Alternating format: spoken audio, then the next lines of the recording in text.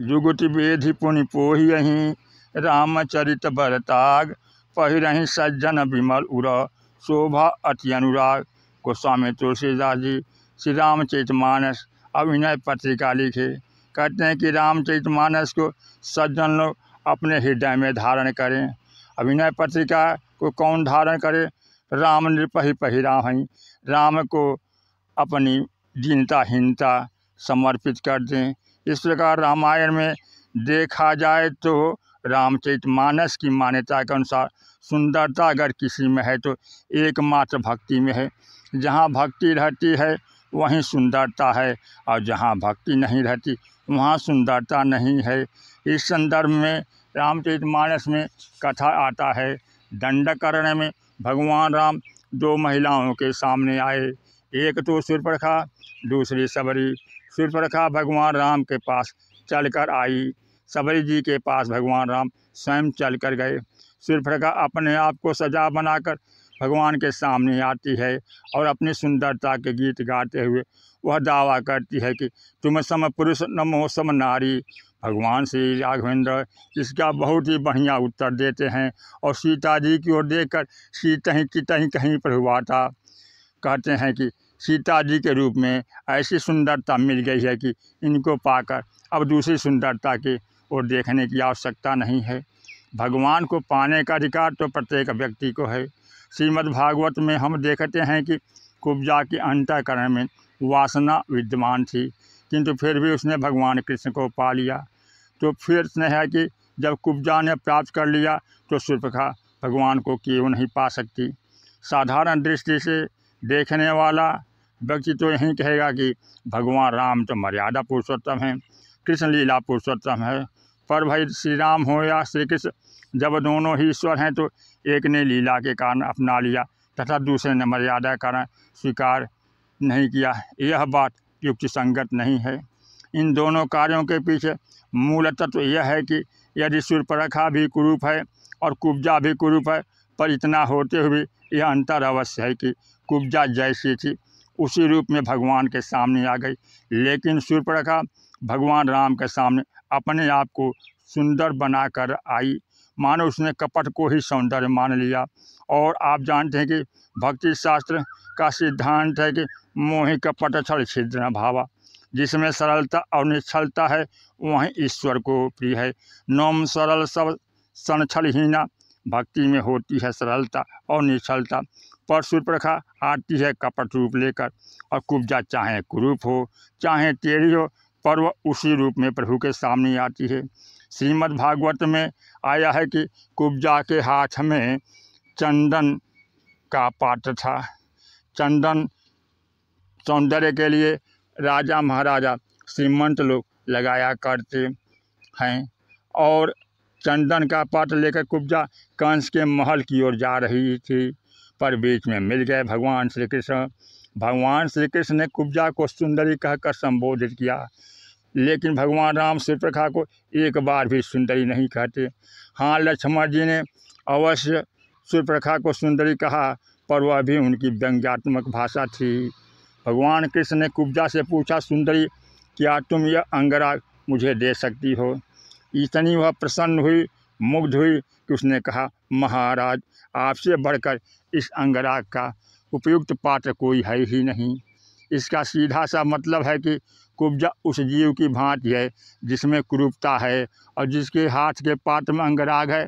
यद्यपि वह भौतिक अंगराग था, पर अगर विचार करके देखें तो हमारे जीवन का जो राग है वस्तुतः वही अंगराग है, और वह राग कंस की ओर जा रहा है, संसार की ओर जा रहा था। पर भगवान ने पूछा, क्या तुम यह अंगराग मुझे दे सकती हो? कुब्जा की विशेषता यह है कि इस सत्य को समझ गई कि भगवान से बढ़कर इस राग का कोई अधिकारी नहीं है, क्योंकि अगर राग ही अर्पित करना है तो कंस को क्यों भगवान को अर्पित किया जाए। वर्णन आता है कि भगवान ने उस अंगराग को लगाकर कुब्जा से कहा कि भले ही तुम शरीर से टेढ़ी दिखाई देती हो, पर मन से सरल हो, और इतना कहकर भगवान उसे सुंदरी के रूप में बदल देते हैं।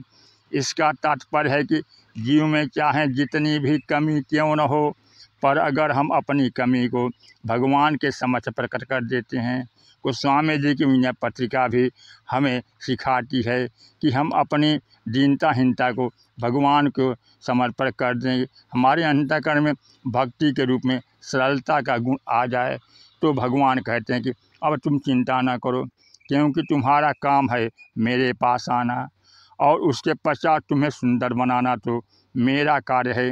रामायण में वर्णन आता है कि जब हनुमान जी प्रभु से मिले तो हनुमान जी से प्रभु ने कहा, ब्राह्मण देवता अपनी तो कथा सुनाइए। प्रभु का वाक्य सुनकर हनुमान जी कहे, महाराज एक मैं मंद मोहवश कुटिल हृदय ज्ञान, मैं मंद हूँ, मैं मोहवश हूँ, मैं कुटिल हृदय हूँ और मैं अज्ञानी हूँ।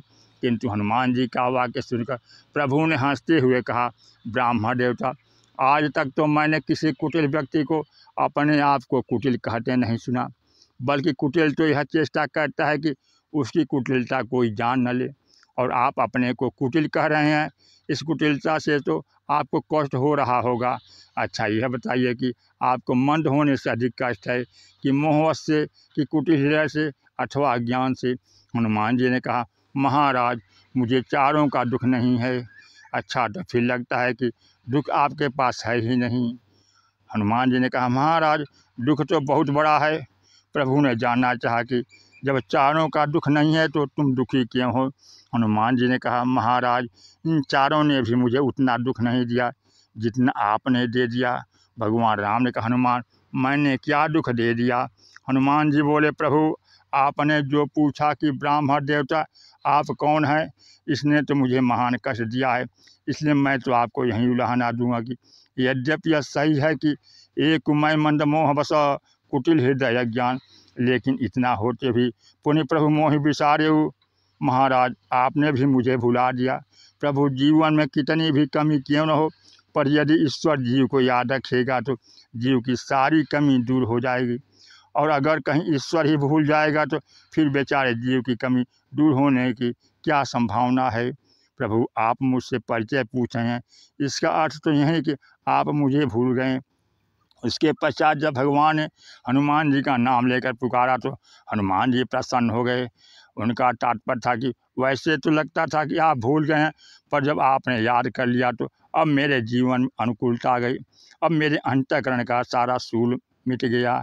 देखी पवन सुत पति अनुकूला, हृदय हर बीती सब सूला, कुब्जा भले ही शरीर की दृष्टि से कुरूप रही हो, पर उसका राग आज तक संसार की ओर रहा हो।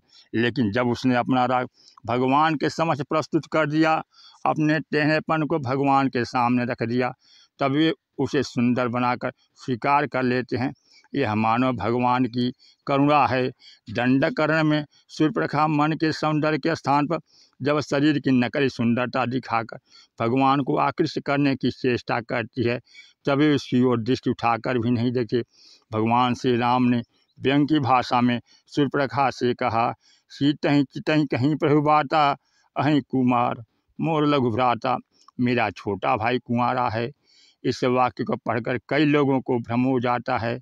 यहाँ पर भगवान राम झूठ बोल गए, क्योंकि लक्ष्मण जी का तो विवाह हो चुका है। प्रभु कह रहे हैं कि लक्ष्मण कुंवारा है, लेकिन वस्तुतः यह भगवान राम का भी व्यंग है, क्योंकि सूर्पणखा का विवाह हो चुका था तथा रावण ने ही उसके पति का वध कर दिया था।